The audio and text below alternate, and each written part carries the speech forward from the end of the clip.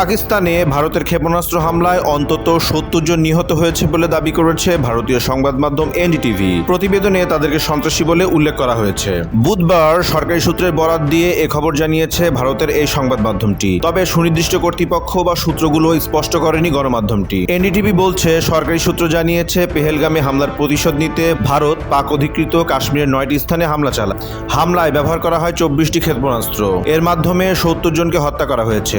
Operation সিঁদুর নামে হামলায় মুজাফফরাবাদ, কোটলি, বাহওয়ালপুর, দাওয়ালকোট, চকশ্বরী, ডিম্বার, নীলম ভ্যালি, ঝিলাম এবং চকওয়াল এই 9টি লক্ষ্যবস্তুতে হামলা হয়। এতে আরও অন্তত 60 জন আহত হয়েছে বলে দাবি করা হয়েছে। তবে পাকিস্তানের দাবি, বেসামরিক নাগরিকদের ওপর হামলা চালিয়েছে ভারত। হামলায় লক্ষ্যবস্তু করা হয় 2টি মসজিদকেও। পাকিস্তান ভূখণ্ডে ভারতের এসব ক্ষেপণাস্ত্র হামলায় 26 জন নিহত হয়েছে বলে দাবি করেছে পাকিস্তান। নিহতদের মধ্যে 3 বছরের এক শিশু এবং একাধিক নারী রয়েছেন বলেও জানায় ইসলামাবাদ। এই হামলার জবাবে পাল্টা আক্রমণ চালিয়েছে পাকিস্তানও। দেশটির প্রতিরক্ষা মন্ত্রী খাজা আসিফের দাবি, ভারতের মিসাইল হামলার জবাবে 5টি যুদ্ধবিমান ভূপাতিত করেছে তাদের সেনাবাহিনী। এছাড়াও ভারতের ভূখণ্ডে পাক বাহিনীর হামলায় 3 জন নিহতের খবর পাওয়া গেছে। ডেস্ক রিপোর্ট, দৈনিক রানার।